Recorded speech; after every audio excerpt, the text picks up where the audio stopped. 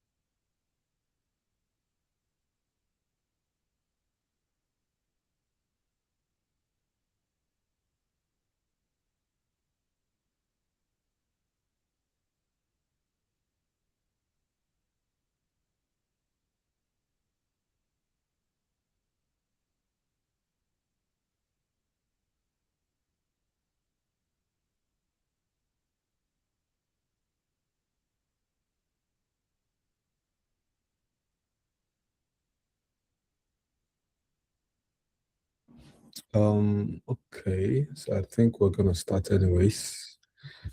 Um, so hi again, and in today's class, we'll be discussing about NFTs, right? So we will be talking in detail about the CIP68 NFT standard and why the Cardano community or the Cardano Foundation or Cardano as an ecosystem moved, from CIP 25 to CIP 68. Let me see if I can share my screen. Uh,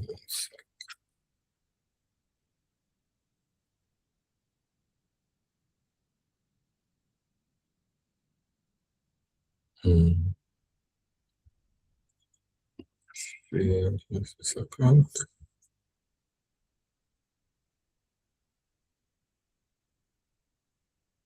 Mhm.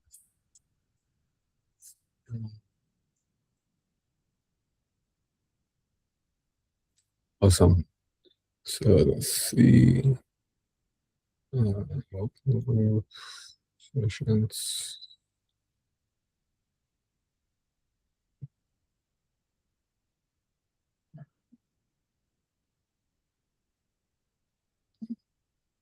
Beautiful. So yes, so like I said, we'll be diving more into the details on CIP 68 NFT standard. So this particular class would be a lot more beneficial to you if you are looking to doing anything NFTs within the Cardano Foundation or within the Cardano ecosystem. So if you're like a developer and you're looking to like building NFTs, then this is for you.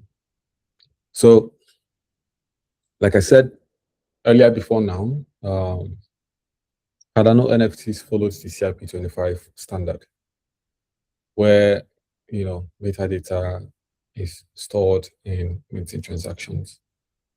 So basically, CIP 25 came before CIP 68, and CIP 25 worked well for a good number of use cases, but it had some limitations.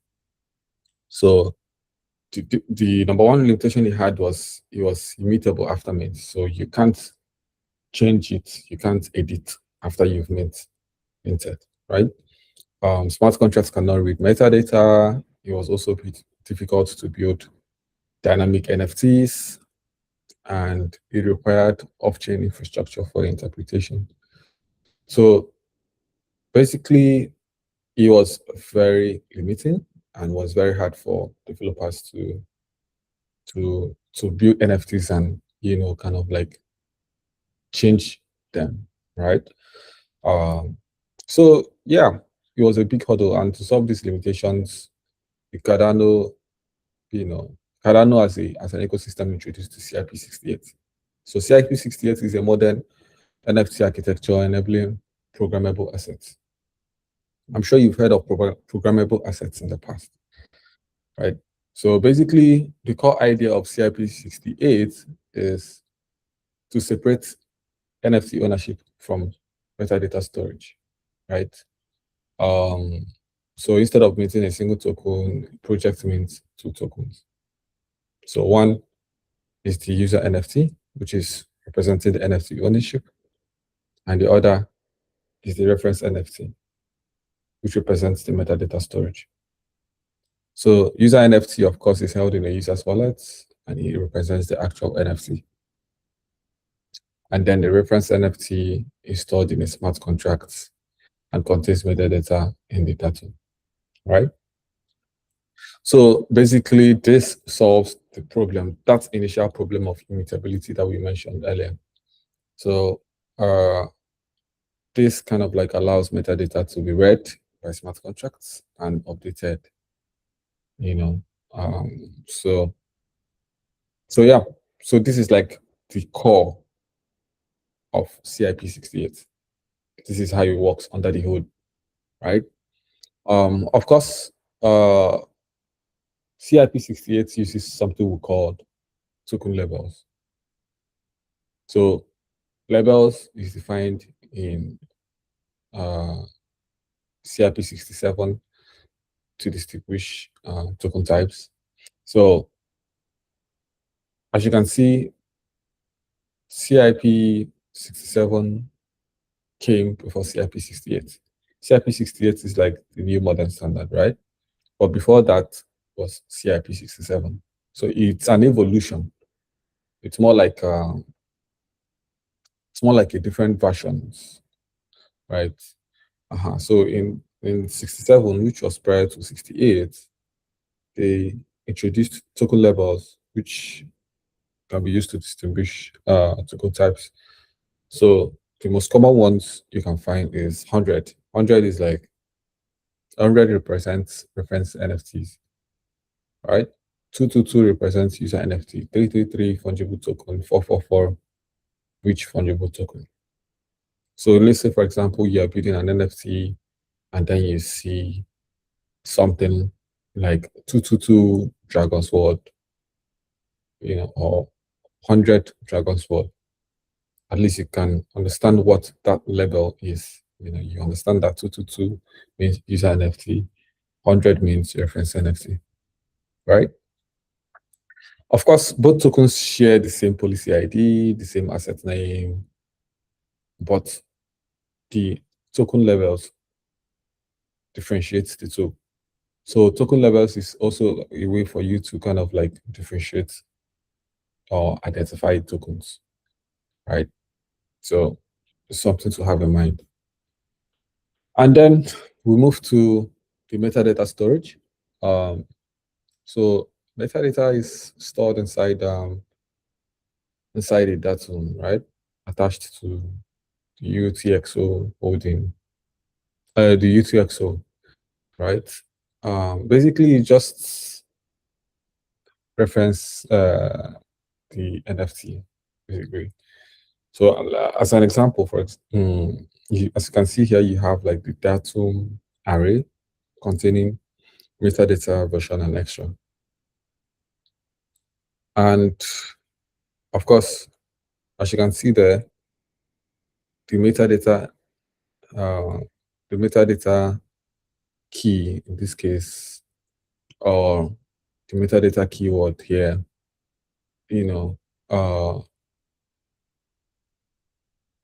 it's stored in the datum array. So basically, like I mentioned, this kind of like has like some metadata informations of the particular NFT that you're working with.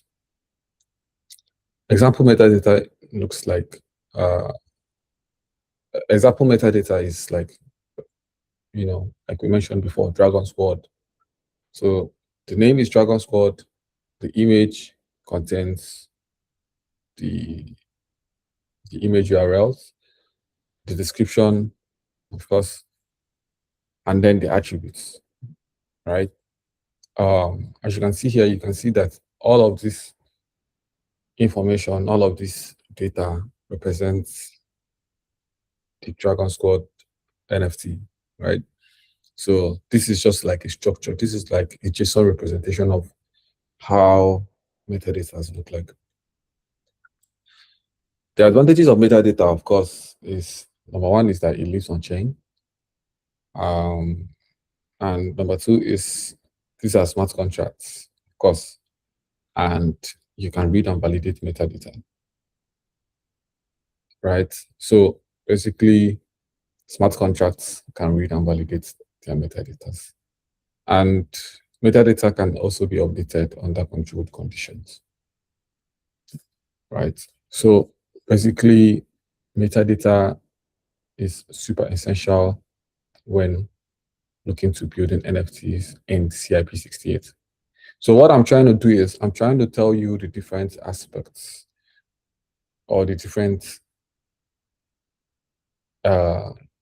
areas that you need to like know about when building NFTs in CIP68 standard, right? So the first, like I mentioned, is token levels, right? Token levels is an essential part of the CIP68 NFT standard, although it was introduced in CIP67, but it's still an essential standard, an essential part of the CIP68 standard. Now, when I'm mentioning metadata storage, like I said, it is an essential piece in the whole journey of building NFTs, especially in the new CIP68 standard. So that is why I'm referencing these things. The next one would be metadata lookup process. So metadata, of course, has like a way for you to look up informations in it, right? So when a wallet encounters an NFT, right, the system derives reference tokens. And from the reference token, it can locate the UTXO containing the reference NFT. It can read the datum attached to that UTXO. It can also decode metadata, right? So from here, you can understand that the link between, or the main piece that kind of like makes it easy for wallets to look up information or to look up data in an NFT is reference tokens, right? And like I mentioned, it does it by locating the UTXO, by locating the reference token and then using the reference token. Let's see, I think someone joined.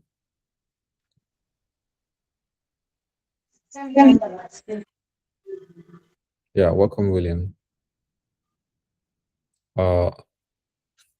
So by referencing the reference token, it can, locate, like I said, locate the UTXO, It can also read the datum. It can also decode the metadata, right? So this is like the process it goes through to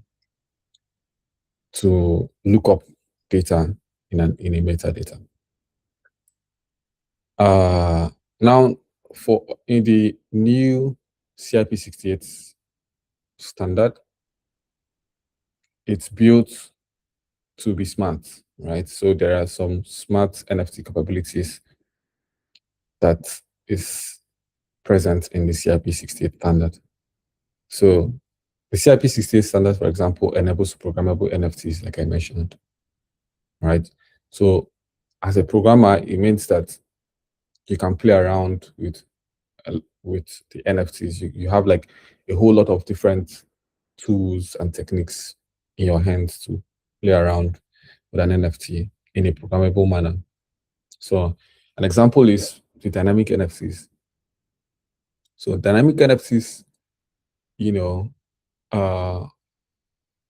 have like attributes that kind of like evolve over time. So attributes like level, scales, and appearance, right? So these attributes, of course, by looking at the names, you can tell that these are dynamic in nature, right? So scales, appearance, level, these are things that changes over time. And dynamic NFTs allows you to kind of like update these things over time, right? Unlike the NIP, 25, that is more or less don't do once and that's it. You can't change things. This is the second one is the membership NFTs. It has like attributes like tier, expiration dates, and privileges. So for this particular one, you can tell that the attributes, the tier, expiration dates, and privileges, of course, relates to memberships. These are like attributes that relate to a particular member, right? And these are dynamic, so it's changeable. It's things that can change over time. And reputation NFTs, for example, reputation NFTs is like your DAO, participation, achievements, contributions, right? DeFi position NFTs is like liquidity positions, loans, stacking records. So basically, the idea is these different attributes are dynamic and programmable, right? In the sense that it changes over time. You can change them. You can change these attributes, unlike the previous CIP25 standard, right? Which makes it so easy for developers to kind of like go in and tweak things. So yeah, that makes the NFT the CIP68 NFT standard like a very unique one. So for the development stack, you can tell that for the development stack, of course, because of course, we're talking about NFTs on Cardano. A typical Cardano NFT development stack looks like, first you have like a smart contract. You can either use a Plutus or Icon or Helios for that. And then you have your SDKs, right? The SDKs contains either your Lucid or your Mesh.js or Cardano serialization library. And then below that, you have your infrastructure, which is like your Blockfrost, your Ogmuse, your Kupo, and then your storage. Storage, of course, either you use IPFS or you use Airweave. So typically, the stack just contains like four different categories, right? So either on the smart contract, either you have any of these three tools on the smart contract side, or you have either of these three tools on the SDK side, or you have either of these three tools on the infrastructure and then storage. Essentially, for you to build a Cardano NFT, you must have a smart contract, of course. You must have an SDK, you must have an infrastructure, and you must have storage. And the flow, right? So now you know, okay, that you know what the stack looks like, right? You know what the new features, you know what the features of CIP68 looks like. Features like programmable NFTs, features like tokens, token levels. You understand, okay, these new features that belongs to this particular standard of NFT, right? You understand that for you to be able to build an NFT, you need your storage, you need your infrastructure, you need your SDKs, and you also need your smart contracts, right? The next step in that process is for you to understand how to mint, right? Because yes, you understand the development stack, but you also need to understand how you can now mint NFTs. So in this case, the flow looks like the modern NFT minting, of course, follows these steps. So number one is it creates the minting policy, right? Uh, so so basically the minting policy is kind of like defines the mint conditions. So for example, now like you can see you can see something like one-time mint, you can say time-locked mint, you can say DAO control mint, right? So you write a policy that kind of like dictates how your minting is gonna look like or how it's gonna work. And then you follow that by minting two tokens, right? Like I said, in the NFC 68, it mints two tokens, right? One is the user token, and then the other is the reference token, right? Or the metadata, yeah, you can say the metadata token, right? So the the for each of the NFT that you mint, it contains that same similar structure, which is like the token labels and the name of the NFT, right? Uh, so in this case, you can see 222 the NFT, and then let me see. You can see 222 is an NFT. You can see 100 reference NFT, right? So basically, it follows this pattern.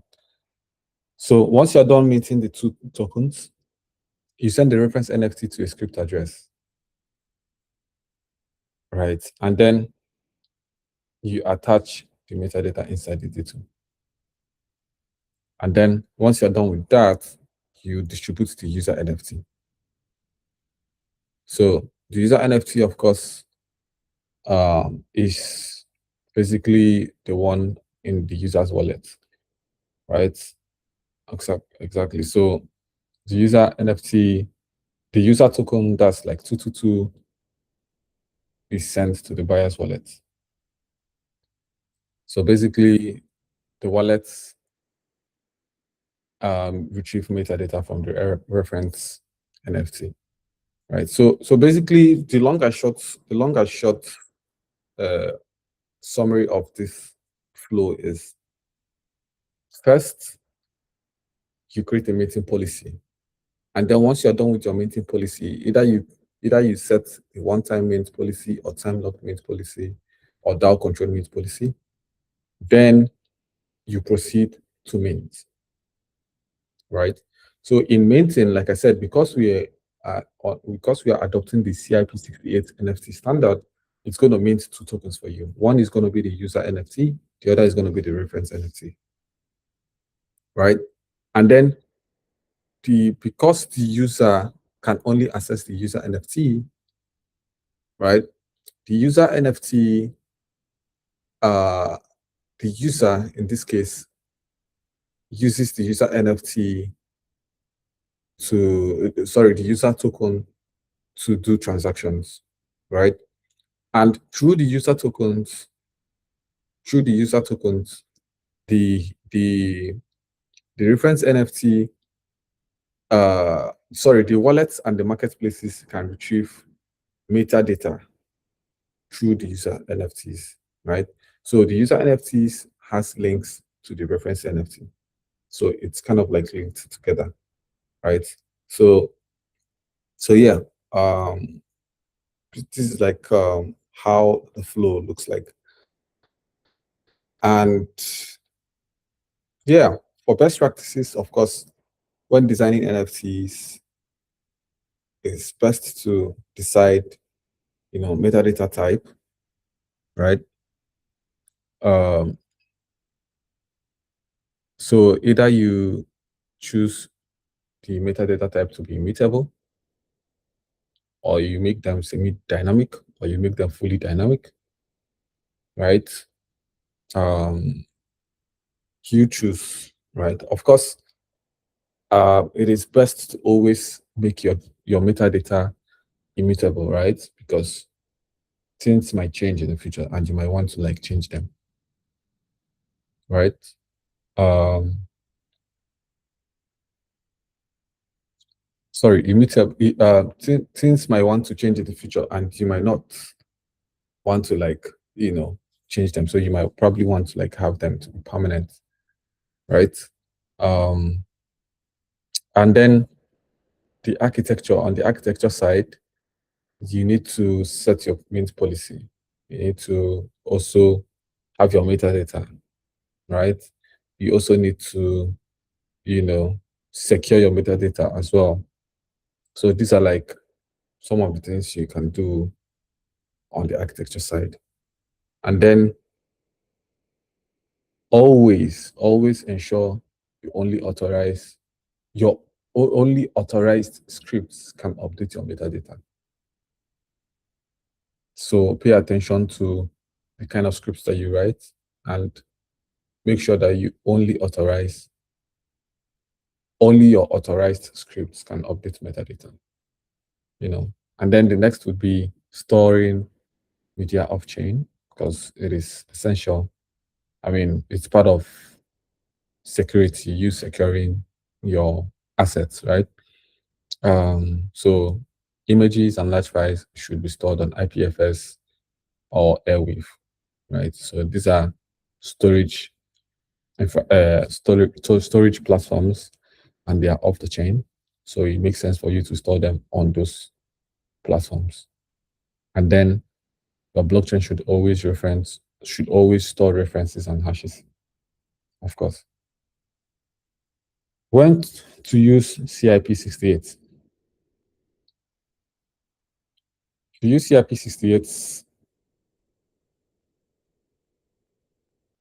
CIP68, um, you can only use CIP68, or rather, you're advised to use CIP68 when NFTs require things like dynamic metadata, right? Smart contract interaction, on-chain logic, evolving assets. So anything that kind of like gives you the freedom to kind of like any assets that kind of like that is evolving, right, means that the asset is bound to change in the future, right? So examples are like games. Games are dynamic, purely dynamic, right? They have evolving assets, and their metadata is always dynamic. So if you're building a game on chain, if you're building DAO memberships, if you're building DeFi positions, if you're building identity systems, you should definitely adopt the CIP68 standard.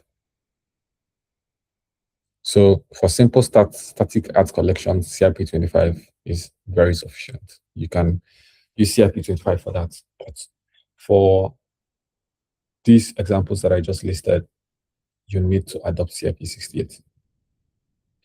Now, in summary,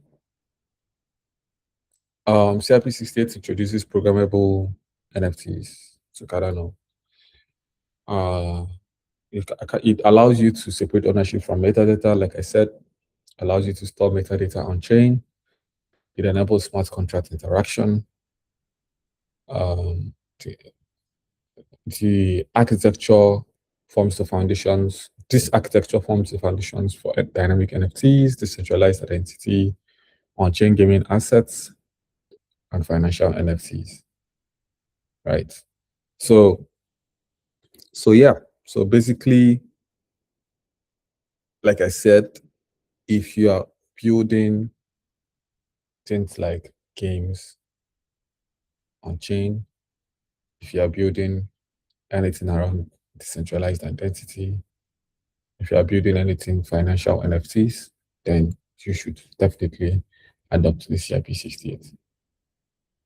So yeah, this is the summary for this class.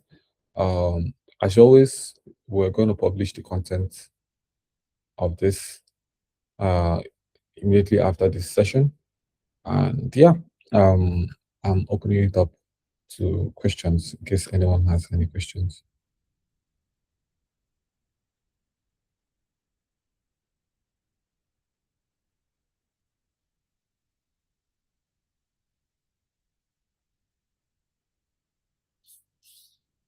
Any questions?